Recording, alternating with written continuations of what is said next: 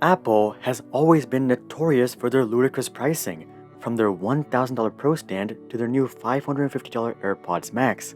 But though we still see all of these headlines describing Apple's latest premium priced product, Apple has actually been carefully pulling back on the Apple tax over the past couple of years, while trying their best to not have anyone notice. And here's how.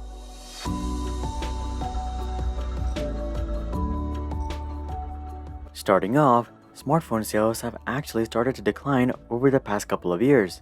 This isn't because smartphones were just a fad and that they're dying or anything like that. Rather, smartphones have been out for over a decade at this point, and basically everyone who wanted one and can afford one already has one. If we take a look at the smartphone penetration rate in the US, we can see that the adoption rate has actually been slowing down since 2010. More recently, since 2017, the penetration rate has almost gone sideways, and will likely see a plateau in the mid to high 70s this decade. Despite this, Apple didn't feel too much pressure from plateauing and even decreasing sales within the US and other Western countries, as developing countries, specifically China and slightly India, made up for the discrepancy. However, the rich consumers in those countries also started to dry up by the late 2010s. Aside from this, not only were less first-time buyers entering the smartphone market, but people who already had a smartphone were upgrading less often. Smartphones were lasting longer than ever before, and more importantly, the new releases every year weren't that enticing anyways. Again, this isn't necessarily a bad thing. Smartphones have enjoyed rapid innovation in the past, but today they have nearly reached their peak form. Considering all of this, it's no wonder why Apple's iPhone sales figures started going sideways beginning in 2015. A bigger telltale sign that Apple expected sales to even start going down was their policy change near the end of 2018, where they stopped reporting iPhone sales figures. With all of that being said, it's no question that it was time for a change in game plan. But Apple has an image to keep up, so they can't just go out and admit that sales are decreasing, and so they're gonna slash prices. That wouldn't be a very smart idea. Instead, Apple approached the issue in a much more controlled and strategic manner. Their first step would be changing the marketing material for the iPhone XR. For the first time in their history, Apple would advertise the trade-in price of the iPhone XR on the main Apple page. They pushed ads showing that the XR only cost $449 a piece. But to actually get it for that price, you would have to trade in a minimum of an iPhone 7 Plus. This was an extremely surprising move from Apple. Sure, everyone complains about Apple's pricing, but their marketing and business ethics were never in the question. The truth was, Apple had never stooped as low as using arguably deceptive marketing until now. They did eventually realize that this was a bad move for the overall brand, and they have gone back to advertising the retail price as they should. After this fiasco, Apple would actually decrease the price of the entry phone for the first time. The iPhone XR started at $750 in 2018, but the iPhone 11 would start at $700 in 2019. This would be the closest that Apple would get to admitting that they might have pushed the price a bit too far with the iPhone XR. Following this, though Apple wouldn't straight up reduce the price of their new phones again, they wouldn't be as quick to discontinue older versions. On top of this, just earlier this year, in April, Apple would release a super budget smartphone, the iPhone SE second generation, coming in at $400. And if you haven't noticed yet, this has allowed Apple to have a phone available at every single $100 price increment between $400 and $800. This pattern breaks at the $900 mark. But that doesn't really matter, as people who are looking at the Pro series are buying to get the best iPhone available, as opposed to getting the best value iPhone. But even in the Pro lineup, Apple is much more price sensitive today. With the iPhone 12 Pro Max, Apple actually slightly increased the screen size in comparison to the iPhone 11 Pro Max. They also increased the storage capacity of the entry model for the Pro series from 64GB to 128GB. And they also added a couple of notable internal upgrades for the Max. Considering that this is Apple and the fact that Samsung recently released their flagship, the Note 20 Ultra, for $1,300, many people expected the iPhone 12 Pro Max to start at $1,200 or even $1,300. But Apple stuck to $1,100. Now, that's still quite expensive, but it does show Apple's more cautious approach to further price increases. Anyways, going back to their cheaper models, The assortment of phones clearly shows Apple's effort in eliminating entry price as the reason people choose Android over Apple. But the most surprising thing for me was actually the iPhone SE page. On this page, Apple actually has a section called Have an Android? See why you should switch. This move is extraordinary. Apple has always practiced the idea of acting like competition doesn't exist when it comes to marketing. Apple's stance since the 1980s has been very straightforward.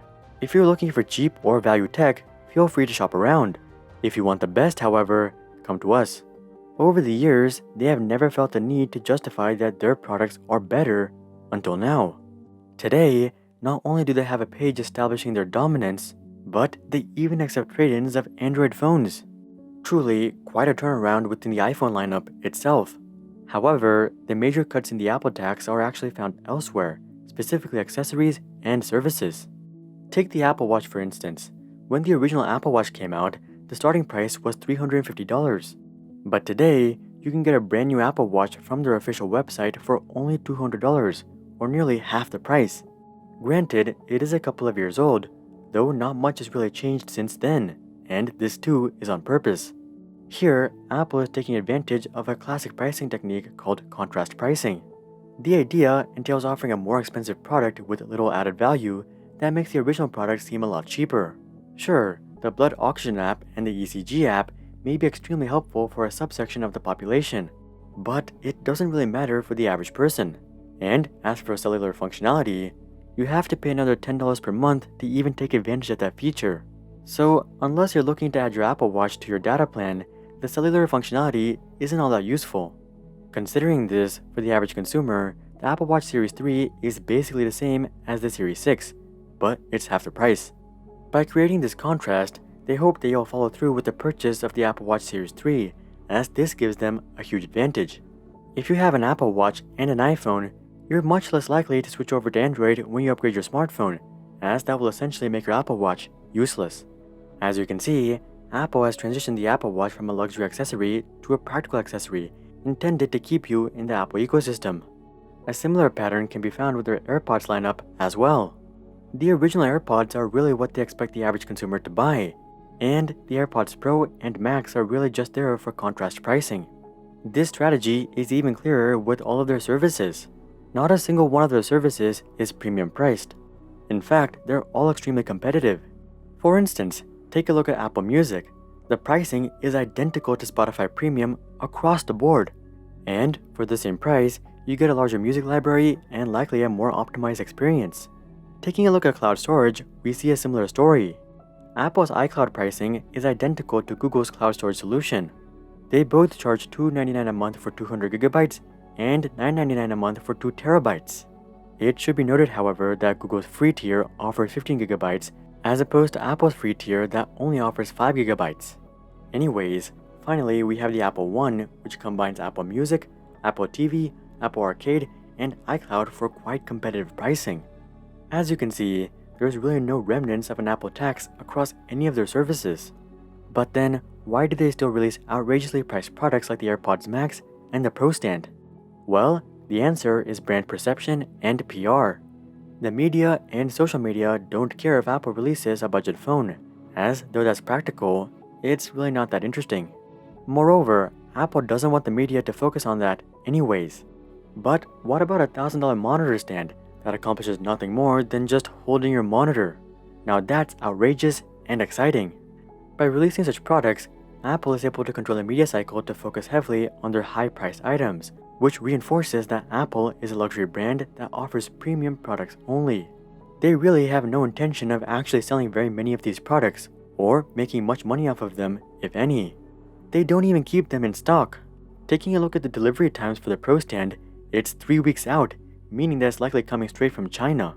And I assure you, that's not because of excessive demand. Now, compare that to Apple's holiday delivery deal, $5 for 2-hour delivery. Anyways, at the end of the day, due to declining smartphone demand, Apple has slowly but consistently decreased the entry price on their primary products and accessories to incentivize more customers to switch to Apple. Meanwhile, they're offering extremely competitive services in order to get a strong hold on their customer base. Despite the trend towards lower prices, Apple continuously chucks out ridiculously priced products to reinforce the premiumness of their brand, and this has allowed Apple to be more profitable than ever before, despite decreasing iPhone revenue.